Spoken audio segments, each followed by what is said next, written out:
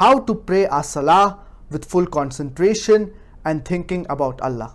Allah subhanahu wa ta'ala says in the glorious Quran in Surah Mu'minun, chapter number 23, verse number 1 and 2, قَدْ أَفْلَحَ الْمُؤْمِنُونَ, verily the believers, they are successful. الَّذِينَ هُمْ فِي صَلَاتِهِمْ خَاشِعُونَ, those who they are in their prayer humbly submissive. So you need to have khushu in your prayer. And it is common that our mind wanders during the prayer. Many people, their mind wanders during the prayer.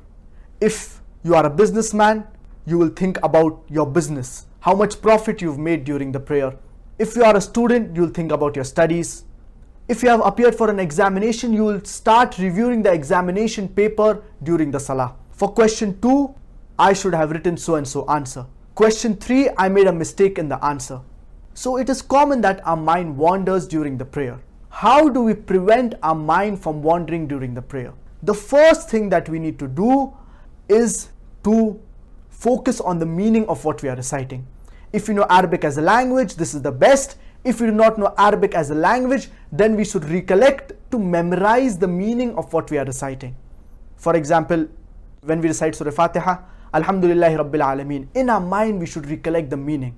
But after a few days, after a few weeks, even this will become mechanical. So after recollecting the meaning, we should ponder upon the meaning of what we are reciting. And if we do so, inshallah, our mind will not wander.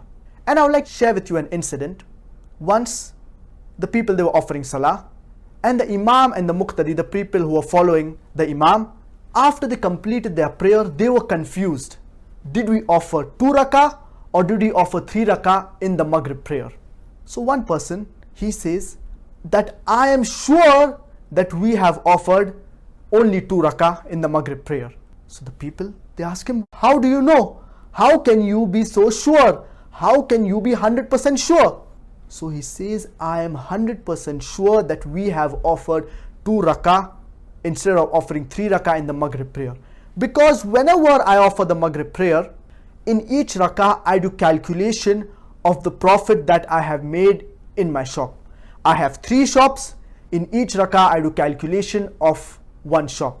So in 3 rakah I do calculation of 3 shops. But in this salah I did calculation only of 2 shops. I did not do calculation of 3 shops. So that's the reason I am sure that we have offered only 2 rakah. So it is common that people, their mind wanders during the prayer. And the reason our mind wanders is because our mind is not occupied. An empty mind is a devil's workshop. Ibn al-Qayyim al-Jawzi rahimahullah, he mentions in his book Al-Fawaid on page number 200 that every individual stands in front of his Lord on 2 different occasions. The first is while he is offering salah, and the second is on the day of judgment when he meets his Lord.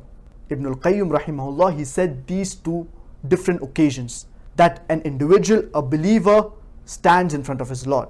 But if you do not offer salah correctly, then your accountability on the day of judgment, it will not go with ease. Now let's discuss a few ways in which we can attain khushu and concentration in our prayer. The first is bearing in mind who you're standing in front of, knowing the greatness of Allah subhanahu wa ta'ala, knowing how great Allah subhanahu wa ta'ala is. If you know how great Allah subhanahu wa ta'ala is, inshallah you will have khushu and concentration in your prayer. The second is knowing that Allah subhanahu wa ta'ala, He is keeping an eye on you and He is watching you. The third is offering your salah with the intention of gaining complete reward from Allah subhanahu wa ta'ala.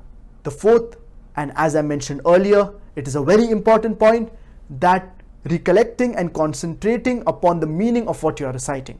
You should concentrate on the verse of the glorious Quran, and also you should concentrate on the adhkar that you say during the prayer. So this is very important.